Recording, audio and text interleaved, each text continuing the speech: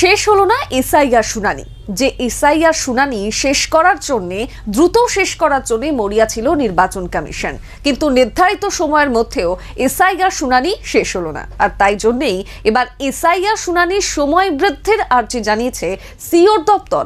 আপনারা জানেন যে গত 7 তারিখ অর্থাৎ গতকাল ছিল এসআইআর শুনানির শেষ দিন। তবে এখনো পর্যন্ত বেশ কয়েকটি জেলায় এসআইআর এর শুনানির কাজই শেষ হয়নি। উত্তর কলকাতা থেকে শুরু করে দক্ষিণ 24 পরগনা, মালদা, কার্শিয়াং, বেশ কয়েকটি জেলায় এখনো পর্যন্ত এসআইআর এর শুনানির কাজ চলছে। এমনকি 22 লক্ষ মানুষের এখনো পর্যন্ত এসআইআর এর শুনানি নোটিশ যায়নি বা এসআইআর শুনানি হয়নি, তেমনই তথ্য ইতিমধ্যেই সামনে এসেছে। স্বাভাবিকভাবেই সময়সীমা বাড়ানোর আর্জি তাই এবার জানানো হয়েছে সিও মনোজ কুমার আগরওয়ালের দপ্তরের তরফে। তার কারণ আপনারা জানেন, আগামী 14 তারিখ চূড়ান্ত ভোটার তালিকা প্রকাশ করার কথা জানিয়ে দিয়েছিল নির্বাচন কমিশন। স্বাভাবিকভাবে সেখানেও একটা অনিশ্চয়তা ইতিমধ্যেই তৈরি হয়েছে।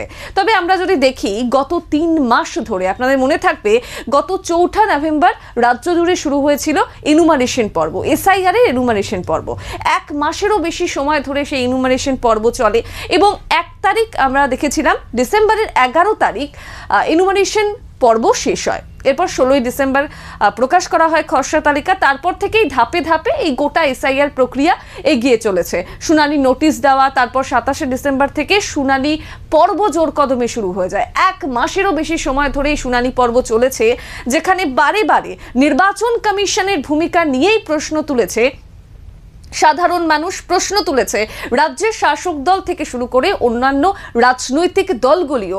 রাজ্যের মুখ্যমন্ত্রী মমতা বন্দ্যোপাধ্যায় 6 বার তিনি নির্বাচন কমিশনকে চিঠি পর্যন্ত দিয়েছেন এবং প্রশ্ন তুলেছেন যে কেন এত দ্রুততার সঙ্গে রাজ্যে এসআইআর পর্ব হচ্ছে, কেন সময় নিয়ে এসআইআর হলো না রাজ্যে। এই প্রশ্ন বারে বারে মুখ্যমন্ত্রী মমতা বন্দ্যোপাধ্যায় তুলেছেন। আপনারা জানেন মুখ্য নির্বাচনী আধিকারিকের দপ্তরে তৃণমূলের প্রতিনিধি দল বারে বারে গিয়েছে, তারা তাদের দাবি জানিয়েছে। সাধারণ মানুষের যে হয়রানি সেই বিষয়েও তারা সরব হয়েছেন। এমনকি আমরা দেখেছিলাম জ্ঞানেশ কুমার, তার সঙ্গে সাক্ষাৎ সেরেছেন মুখ্যমন্ত্রী মমতা বন্দ্যোপাধ্যায়, সাক্ষাৎ ছেড়েছেন দলের 2nd in command Abhishek Bandyopadhyay.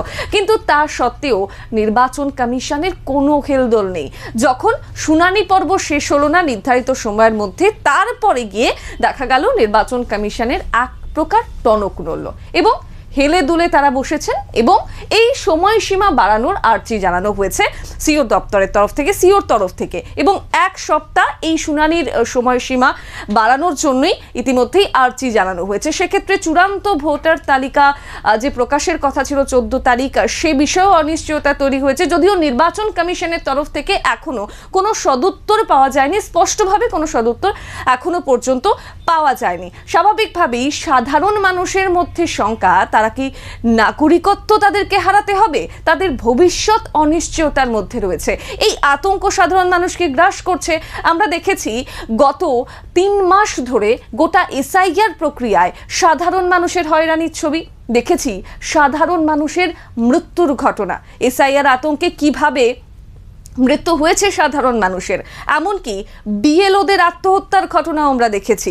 অভিযোগ এসেছে এসআইআর এর অতিরিক্ত কাজের চাপেই তারা আত্মঘাতী হচ্ছেন, অসুস্থ হয়ে পড়েছেন বিএলওরা, এই ঘটনাও দেখেছি। এবং সবেতেই একটা প্রশ্নই সব থেকে বড় করে উঠেছে, এত দ্রুততার সঙ্গে কেন এসআইআর প্রক্রিয়া? যদি সময় নিয়ে রাজ্যে এসআইআর প্রক্রিয়া হতো, আরো সুষ্ঠু, আরো নির্ভুলভাবে এসআইআর প্রক্রিয়া রাজ্যে হতে পারত। তার কারণ আমরা দেখেছি শুনানি পর্ব চলাকালীন সামান্য কারণেই সাধারণ মানুষকে শুনানি কেন্দ্রে ডেকে পাঠানো হয়েছে। কারোর নামে একটু ভুল রয়েছে, কারোর বাবার নামে ভুল রয়েছে, বা কারোর টাইটেল সারনেম সেখানে কিছু গড়মিল রয়েছে, বা ব্যানার্জি বন্দ্যোপাধ্যায় হয়ে গেছে। এই ধরনের বিভিন্ন যে অভিযোগ ইতিমধ্যেই সাধারণ মানুষ তুলেছেন, তা নিয়ে সাধারণ মানুষকে হয়রানি শিকার হতে হয়েছে। 1-এর বেশি বার শুনানি কেন্দ্রে যেতে হয়েছে।